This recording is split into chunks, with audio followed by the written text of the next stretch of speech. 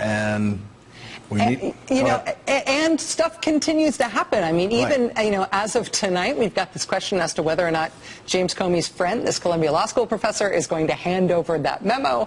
We've got the Judiciary Committee on the Senate side apparently gearing up to really pursue this obstruction of justice inquiry. Dianne Feinstein sending a list of witnesses she wants to talk to. And, I mean, all of this stuff could potentially evolve, I think, over the weekend, as well as into that, heading toward that Sessions testimony Tuesday morning. Not to mention the 100% guarantee from the president that he will testify under oath about his what do you he said 100%, Rachel, come on. So yeah, it was funny, the question to him was kind of garbled. It was just one of those things that, like, kind of the nouns got swapped around or whatever, and then the president in his answer that was also kind of garbled. And everything doesn't always come out right.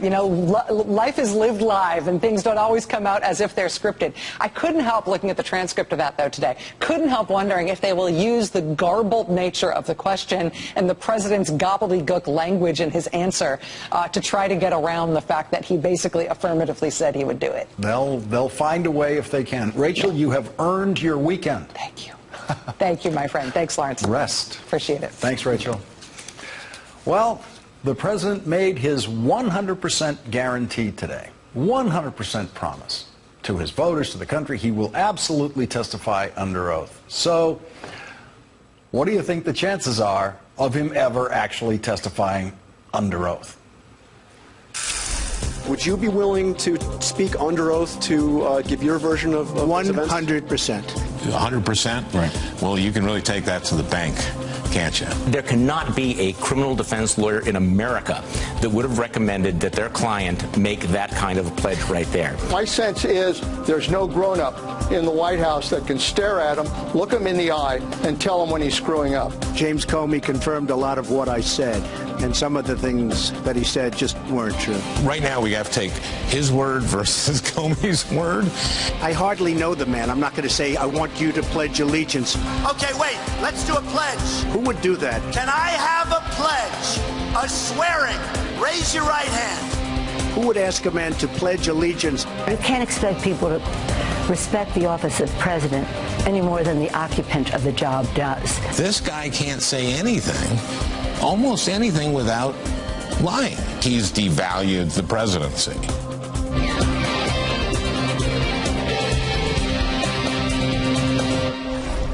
The president is uneducable. He cannot learn.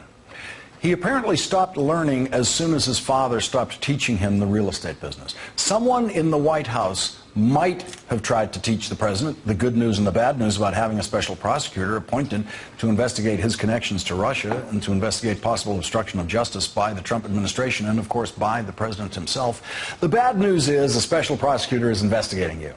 The good news is every question that anyone asks from that point forward about the widening scandal that required the appointment of a special prosecutor can be answered simply by saying, I can't comment on anything related in any way to an ongoing investigation. Next question.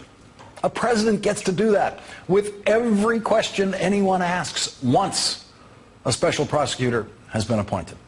And the news media has to accept that answer. They have always accepted that answer. I mean, they keep asking the questions, but they accept the answer, and then they move on to questions about your tax proposal or your health care bill.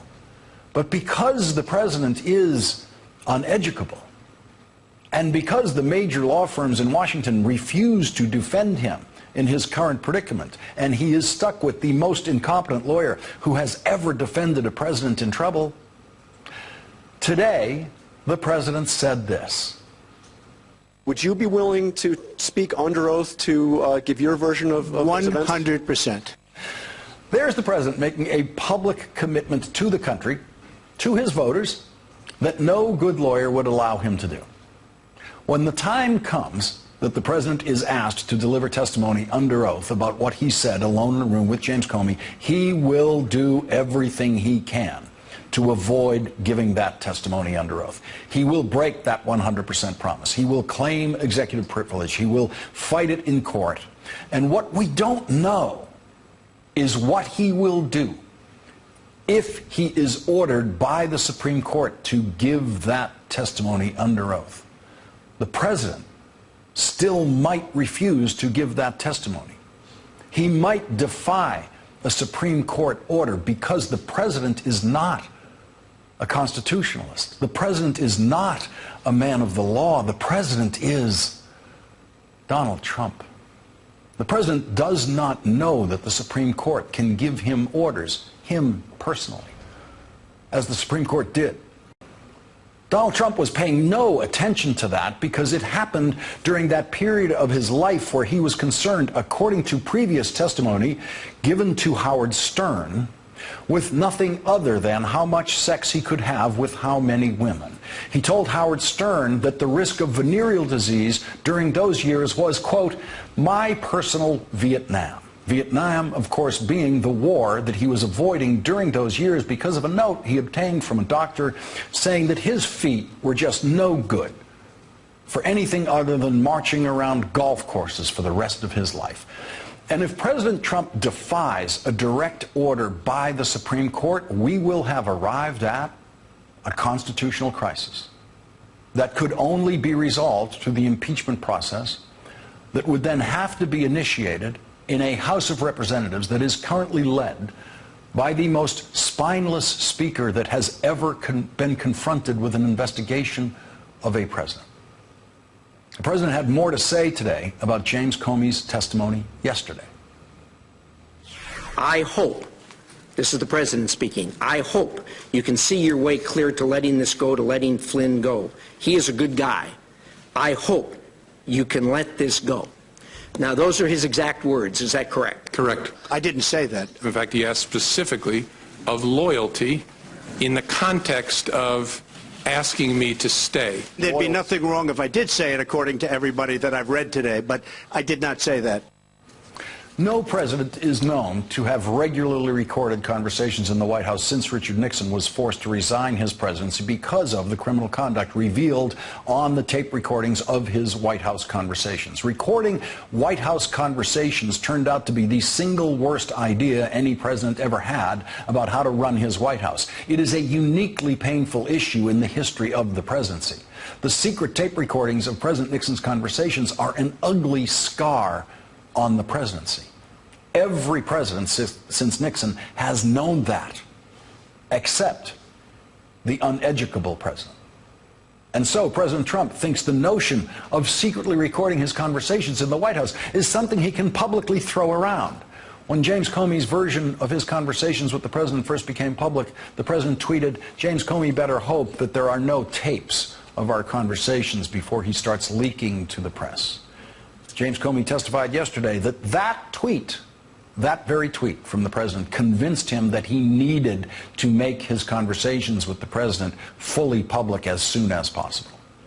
It was one of the many impulsive Trump tweets that have caused more harm than the president is capable of anticipating because, you know, childish minds are at their very weakest when it comes to anticipating predictable results of their impulsive actions. Do tapes exist of your conversations with him? Well, I'll tell you about that maybe sometime in the very near future. You seem to be hinting that there are recordings of those conversations. I'm not hinting anything. I'll tell you about it over a very short period of time. When is that? Okay? Okay. Do you have a question here? When will you tell us about the recording? Over a fairly short period of time. Are there tapes, sir? Oh, you're going to be very disappointed when you hear the answer. No, Mr. President. A majority of Americans are very disappointed that the anti-democratic defects of the Electoral College gave the presidency to a man who won 3 million fewer votes than the woman who won the most votes, and that president shows no comprehension or even awareness of America's ugly history of secretly recorded presidential conversations. This afternoon, the House Intelligence Committee revealed that it has sent 2 evidence requests. First, the committee wrote to former Federal Bureau of Investigation Director James Comey to request any notes or memoranda in his possession memorializing discussions Comey had with President Trump. Second, the committee wrote a letter to White House counsel Don McGahn requesting that he inform the committee whether any White House recordings or memoranda of Comey's conversations with President Trump now exist or have in the past. That, of course, suggests the possibility that those recordings existed and have been destroyed. The committee is demanding an answer by June 23rd. That deadline implies that the committee will subpoena that same information if it is not provided voluntarily by the White House. It is a virtual certainty that the special prosecutor has already subpoenaed or will soon subpoena any White House recordings or memoranda of James Comey's conversations with the president. Those subpoenas will come as a surprise to no one in the White House except the man who says he spent the Nixon years in his own personal Vietnam. Joining us now are Nick Ackerman, former assistant U.S. attorney for the Southern District of New York. He also served as an assistant special Watergate prosecutor, is now a partner at Dorsey & Whitney.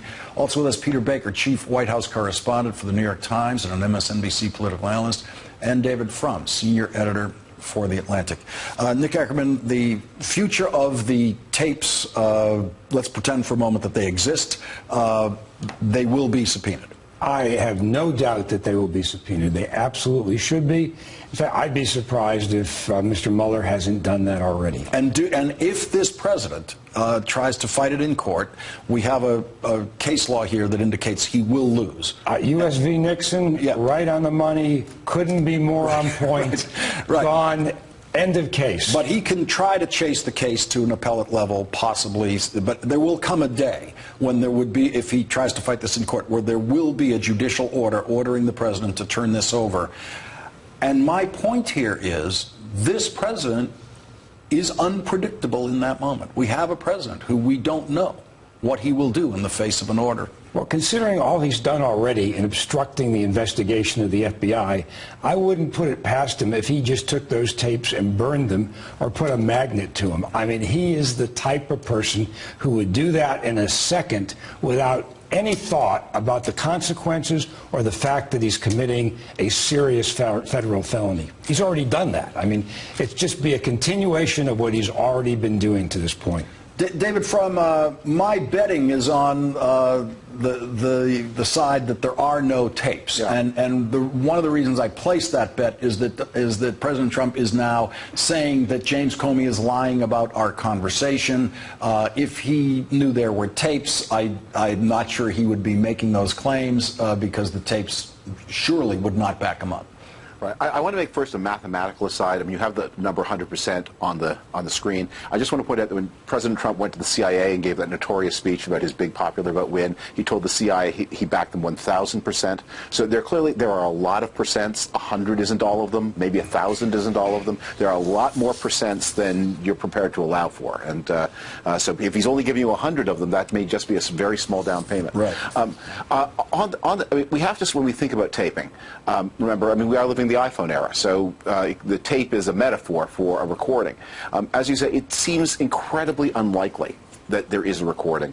This conversation with Comey took place not in the West Wing, but in the main White House. So either somebody had an iPhone on the table or in a pocket and used a recording device. It's hard to imagine the president himself being able to do that. Or else somebody has worked with the permanent White House staff to install microphones or listening devices in the woodwork of the historic executive mansion. That also doesn't seem very likely.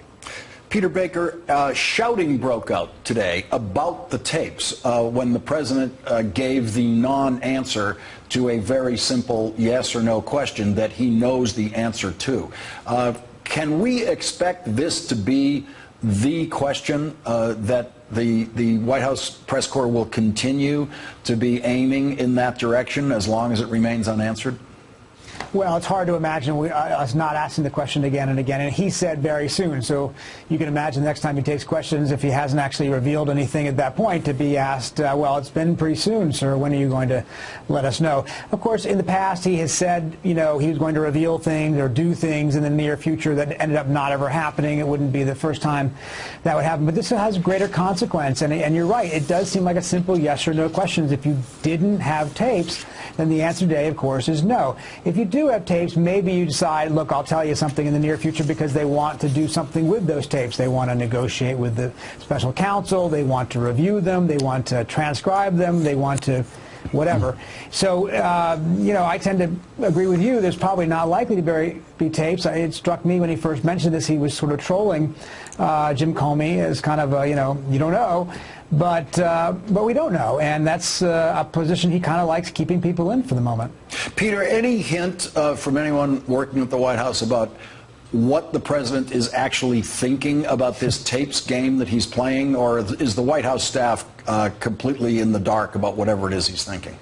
I think most of them are as confused as we are. We asked Sarah Huckabee Sanders yesterday, the White House Deputy Press Secretary, about this, and she says, sure, I'll go look under the couches for them. I think that they don't know for sure themselves. And there is a history of Donald Trump as a businessman being said, anyway, to record conversations that he made along the time. So nobody can be 100% sure. As you say, there's a lot of reasons to think it seems unlikely. As David was saying, the various permutations of how this would come about seem pretty far-fetched. But then a lot of things have seemed far-fetched so far in these last 140-some days. So I guess I don't rule anything out. Let's listen to Donald Trump's talking points that he recited today about why he thinks the Comey hearing went so well for the president. And I say talking points because don't expect sentences here. No collusion, no obstruction. He's a leaker, but we want to get back to running our great country. We were very, very happy, and frankly, James Comey confirmed a lot of what I said, and some of the things that he said just weren't true. Nick Ackerman, your reaction to that? I don't even know where to start with that statement. I mean, first of all, no obstruction. He basically, Comey came out and put in the first leg of the obstruction case, which is that meeting in the Oval Office. That is one of 4 legs of the obstruction case that we have that include the 2 national security people who say that Trump called them and asked them to help stop that investigation, as well as the firing of Mr. Comey. The fact is, we now have under oath the first part of that, and it's pretty well spelled out. Let me ask you about one element of this, which people are stressing. The fact that the president asked everyone to leave the room, including the FBI director's boss, the Attorney General, leave the room. And Jim Comey testifies that people seemed reluctant to leave the room, that Jeff Sessions hung around hoping he was going to be able to stay in the room, and then that others tried to do that.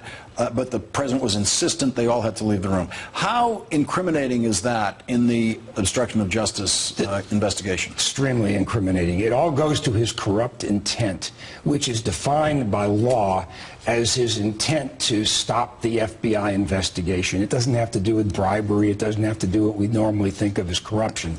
It's the idea that he specifically intended to have that FBI investigation stopped in its tracks. David Frum, I want to get your reaction to that, because you're someone who's worked in the White House, and you know about the liturgy of these kinds of moments when it happens, when the room is cleared, or why that would be done. What was your reaction to that part of it? Look, the reason you clear a room is because you're about to talk about something that is sensitive, and there are people who do not have the clearance or the need to know that particular thing.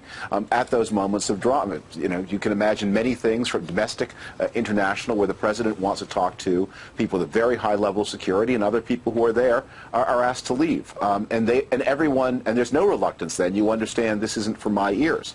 I don't think I've heard of any incidents in any presidency since the Nixon days where a president asked people to leave in order to do something like this. One other thing the president said, and in that same clip you played, where he accused Jim Comey of having said things that weren't true. Jim Comey was under oath. If they're not true, they're perjury. That's not the first time this president, as president, has accused important people of serious crimes. He's accused President Obama of crimes. He's accused National Security Advisor Rice of crimes. And I know we're all sort of hardened and habituated to, and the president says crazy things and you don't pay attention. But he's the head of state, and he's accusing important people of serious crimes. That must mean something. We're going to have to break it there. Nick Ackerman, David Frum.